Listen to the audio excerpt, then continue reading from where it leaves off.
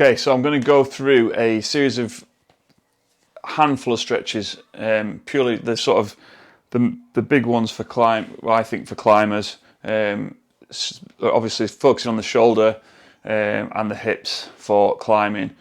With these stretches, we can apply a sort of contract relax protocol to them, which I'll talk about either when I see you in person or in another video talking about how to go through a contract relax protocol. I'm just going to show you the setup now for these stretches. All of these stretches can be done in their own right as a passive stretch. Very good to do daily. If you're going to do them passive, we want to be looking at least sort of 2 minutes in each stretch, or at least 90 seconds. For the bigger the muscle group, the longer you want to be in that stretch. We're not looking to try and tear muscle from bone, so you want to be in a comfortable position where you're just getting into restriction. You don't want to go slamming into end range and then trying to fight your body to get it to give you some slack. The way the body works, your nervous system will put the brakes on. If you take a joint into a really uncomfortable or perceived dangerous position, the last thing it's going to do is relax. The whole point of passive stretching is to try and persuade your nervous system that you're safe, that no harm's going to come to you, and to allow it to relax and let go of tension that you're holding within your nervous system. So with the passive stretches, we want to be in a comfortable position where there's just, I'd say, a little bit of discomfort, but we're not trying to go really hard on these stretches. When we do the contract relax stuff, we are going to apply some force and try and use various mechanisms to try and get around that stretch reflex where your body's kind of wanting to tighten up versus relax. So for this, I'm going to go through the positions with you, show you the setups for them, talk about a couple of bits and pieces that are kind of subtle differences that you can tweak as you're doing them, and then I would personally incorporate these into doing them at least daily as a daily stretch, but B as a daily check-in to see where you're at. So some days you'll come to do these and you'll feel a lot tighter than other days when it feels like you're a lot looser. So it's a good way if you're doing them on a morning just to say, oh, my biceps or chest feeling really tight today, and maybe do this stretch a few times through the day just to try and get back to where I want to be. So that's a brief intro. Again, when I speak to you in person or in other videos, I'll talk about the importance of working on the capsule, so the hip and shoulder capsule, the actual sort of deeper tissue within the joint. The way we do that is through rotation, so internal, external rotation at a joint. Therefore, prioritizing, if we're stretching or doing the passive contract relax stuff or a passive stretch, we're going to prioritize the capsule first. So we're going to go after internal, external rotation first. Once we've done that, we're then going to look to stretch the other tissues through sort of flexion extension.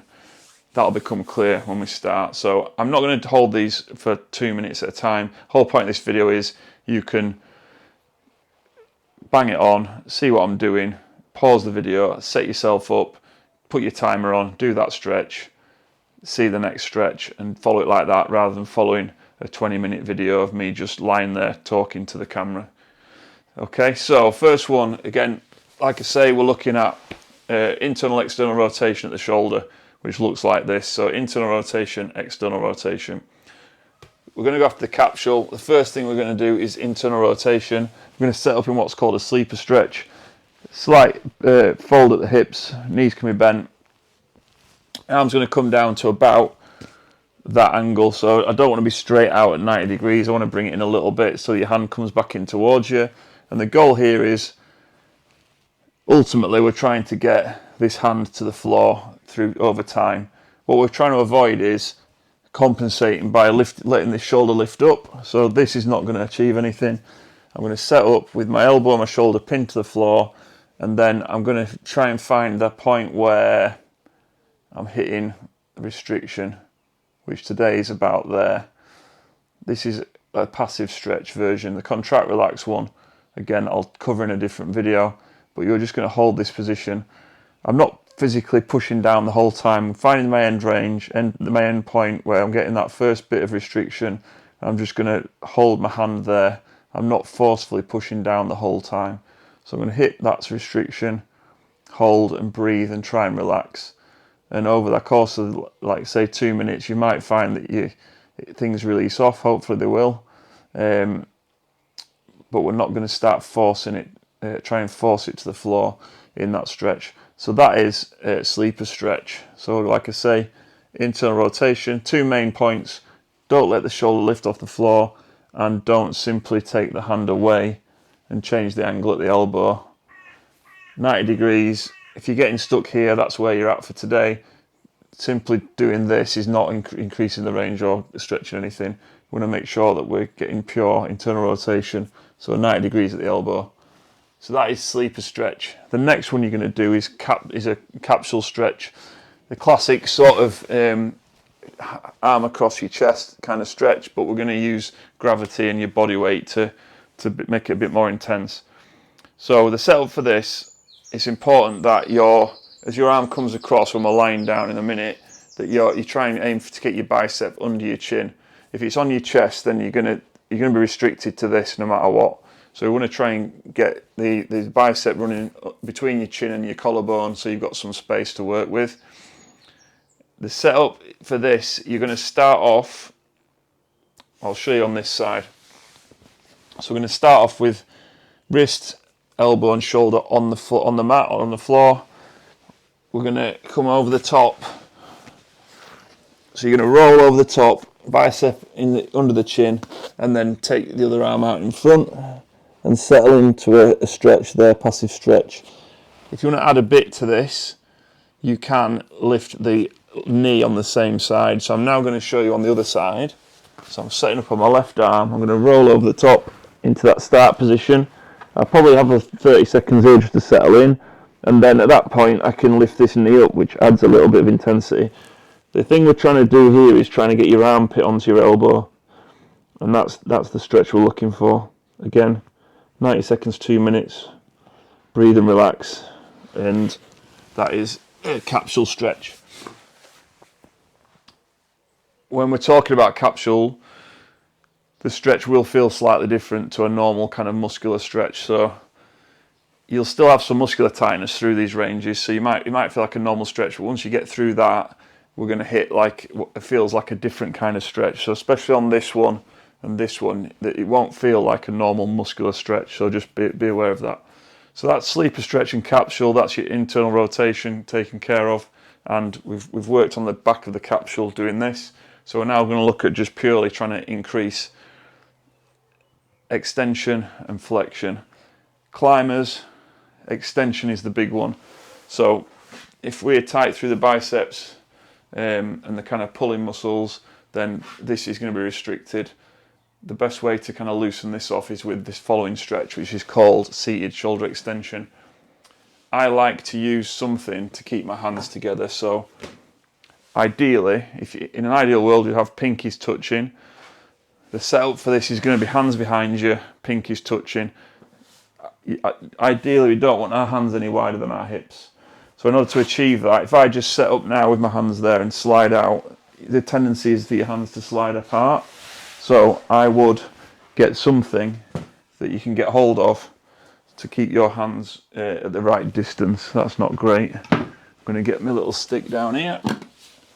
So for this one, I'm going to set up with my hands just inside shoulder width. For this stretch, it's really important that we pay attention to what's happening at the shoulder. So this is not a good position to be in. I'm going to get my hands at the width I want them, and I'm going to focus on rolling my shoulders, like squeezing my shoulder blades together, rolling my chest open, and keeping this open chest before I start. So there's no real stretch going on at the moment. I'm just opening my chest up. To get into a nice stretch through bicep and pec, palms are facing forwards, just for info, not facing backwards. So we want knuckles facing backwards. I'm then going to slide my bum forwards into a nice deep stretch through my biceps. If you're getting a lot of pressure on the elbows, then just come out of it a little bit. But again, focus on opening the chest up, and that should take pressure off the elbows. settle into this. 2 minutes ideally, but it can get a bit elbowing, a bit intense. So maybe do a minute and then come back to it after another stretch. To come out of this, we want to just gently slide the bum back out of the way. If you try and like pull your hands forward, it's going to be potentially damage the elbows. So we're going to slide out into that stretch. Spend your time there. Keep that chest open. Breathe and relax. Let everything open up, and then to come out of it, I'm going to slide back out of it. Really good one for climbers, especially who are quite bicep dominant. If you've got access to some of these Swedish ladders, then we can do a similar thing seated. We can get into a stretch on these, similar thing, and there's other movements we can do, German hangs and stuff. But that is a really good daily stretch just to open all this up. The last one I'm going to show you is just, we're looking at shoulder flexion. So again, we can get tight through here, and we want to be able to have good range through the shoulder when we're climbing.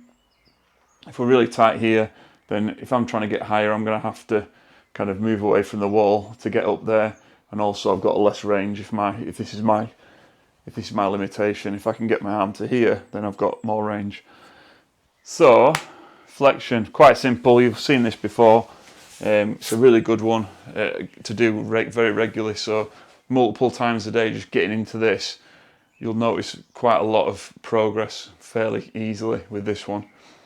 So we're going to set up kneeling, hips staying over the knees, thumbs together, so we can get that, we're not getting away from that stretch, like similar to the shoulder extension. We want to keep the hands nice and close together, and then I'm just going to send my hands away from me and try and get my chest to the floor.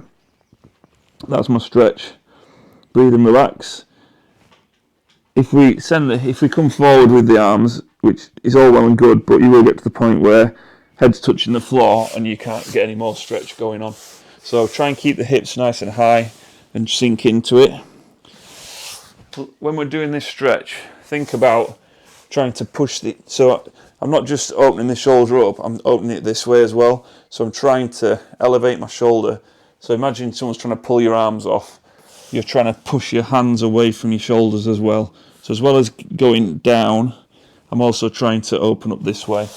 Again, another really good variation on the bars is to grab the bars, and then you actually create some traction before sinking into the stretch. So you pull your body away from your wrists to open that shoulder up before you sink into the stretch. That shoulder flexion. So like I say, we can spend multiple times a day just getting into this stretch, and we can also kind of explore around a little bit as well as you're doing it. But this is one that you'll see very quick progress with if you do it a lot, like morning, lunchtime and an evening, just like literally a minute of just sitting in that stretch, or finding on a wall or something, just open your shoulders up. So that's shoulders and spinal kind of stuff, and then hips. So hips, again, rotation at the hip. First one we're going to look at is internal rotation, because that tends to be the thing that we lose first range wise. And again, we're going to work on the capsule if we're working on rotation. So internal rotation at the hip is this or this. So I want my knee to be fixed, and my foot's going to swing around and away. That's internal rotation. The best way to do this one, to stretch this passively, is to set up. I'm going to face you for this, I think, so you can see what I'm doing. So both feet together. I'm going to bring the leg that I'm working on, I'm going to bring up to that kind of angle. I'm then going to walk my foot out, and I'm going to find an angle. I'm going to find a width whereby if I drop the knee and keep my bum on the floor, my thighs are still pointing parallel to each other, so coming a little bit maybe. So I should now be pointing both my knees at you, and that's my stretch. To make this passive, because at the moment I'm pulling my knee down with my adductors and other muscles in my hip, I'm going to bring my other foot on top and then just sit and relax into that. So I'm going to change the angle a little bit so I can talk to you. So I'm going to get into that position, and you're just going to use a little bit of weight and force from here just till you can feel a nice stretch through that hip. And as that improves, we can walk that foot out and get more range going on. That's internal rotation.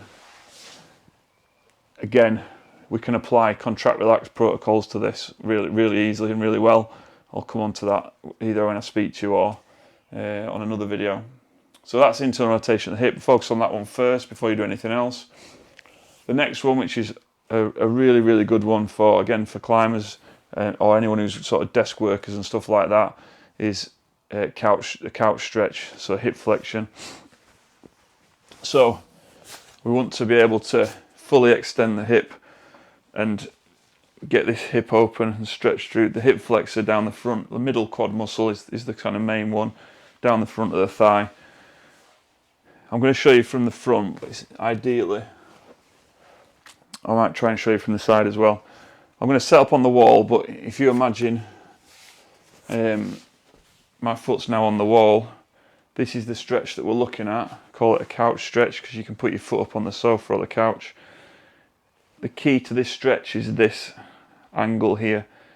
I'm not getting into my hip flexor here at all. I'm getting a little stretch somewhere, but I'm not getting my hip flexor. The key to this is squeezing your bum and getting this hip open at the front. So this is fully open at the front and there's no flexion at the hip. So I'm going to drive my hips through and get a really strong stretch through my hip flexor. The angle at the wall will dictate how well you can get into this. If you try and go for it and get the knee right against the wall and the foot right up the wall, if you're quite tight through this, then we're going to end up just arching the back and still having flexion at the hip, which we don't want. So we're better dropping this knee or bringing the knee away from the wall and then allowing us to really open that hip up and get the stretch that way. So against the wall, I'm going to come into it and then really focus on opening my hip up. So squeeze my bum, open my hip so it's fully open. Once you're there, passive stretch there. At this point, once you've done a minute or so, then we can start looking at seeing if we can get closer to the wall. So for me, I can get my knee to the wall, open my hip, and then see about getting back to the wall, because I do this quite a bit.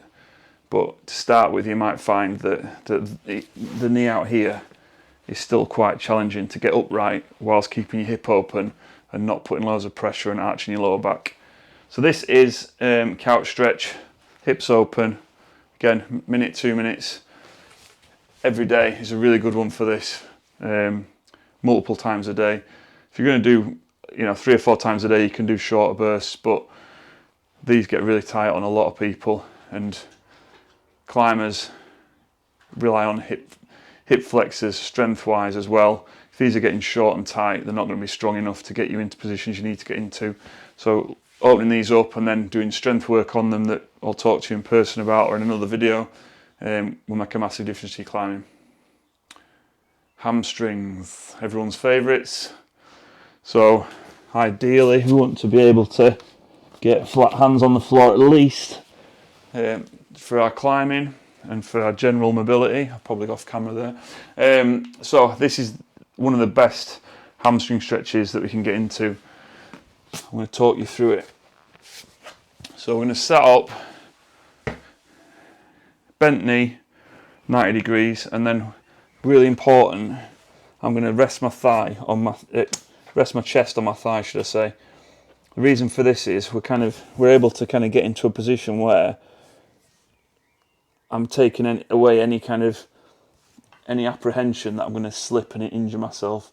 So I'm putting my body in a really safe position where it feels comfortable, where my nervous system is going to be happy to relax and let me just relax and open things up.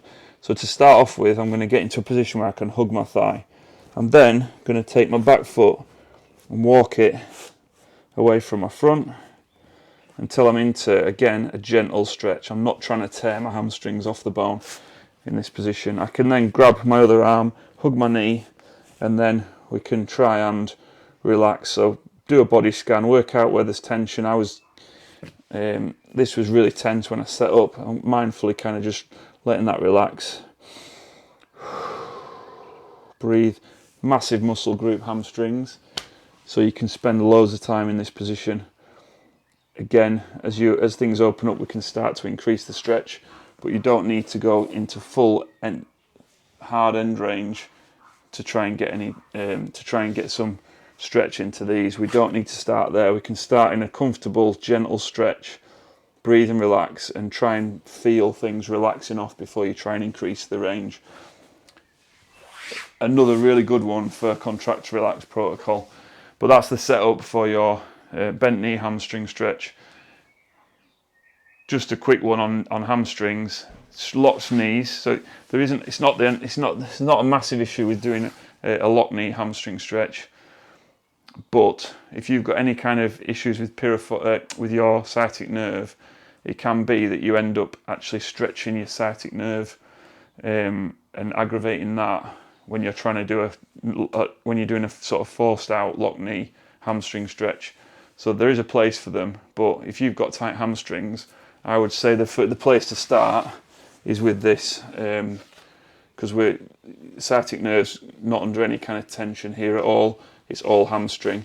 The other thing to say on sort of hamstring stretching,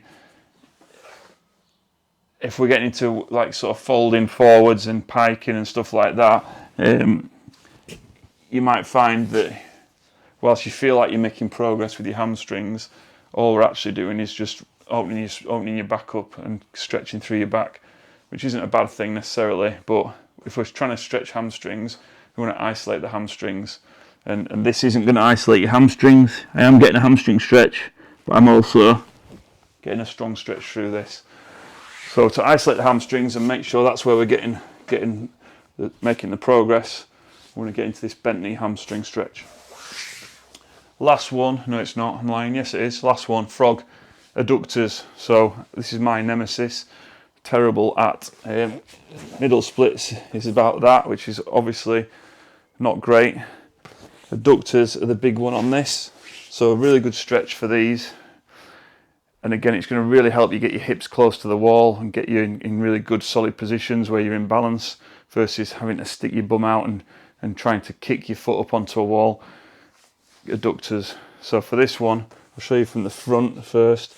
I'm going to set up, I'm just going to let my knees drift apart, ideally like on a nice slidey surface, and then my feet are in line with my knees. Once I've got into this starting position, I'm going to show you from the side. So I'm going to get into that first starting position, and my hips are in front of my knees when I set up. Knees nice and wide, feet in line with knees, and then to put the stretch on, I'm going to sink my hips back until I get again that gentle stretch. Really good one on this one is bolstering things up. So if you want to sort of make this a bit more comfortable and bearable, we can get into using props. So like rolled up towels and stuff like that to help you get into a position that you can maintain for 2-3 minutes relaxing, versus holding a stress position where you're not really going to see any progress mobility wise because your body's too busy trying to hang on to stuff. So that's some stretches for you. So focusing on capsule first, so rotation before you do other stuff. Main ones for the shoulders going to be flexion and extension.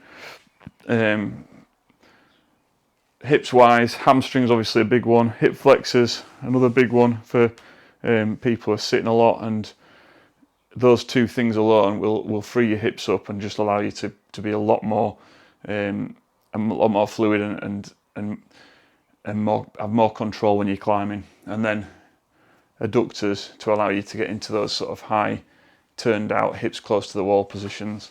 So those are your passive stretches. There's loads more on top of that we can look at, doing some dynamic stretching, some loaded stretching, and some contract relax protocols to layer onto this. But that is your basic sort of daily stretches that I'll be looking at doing as a climber to try and start opening things up and improving our ranges. Cheers.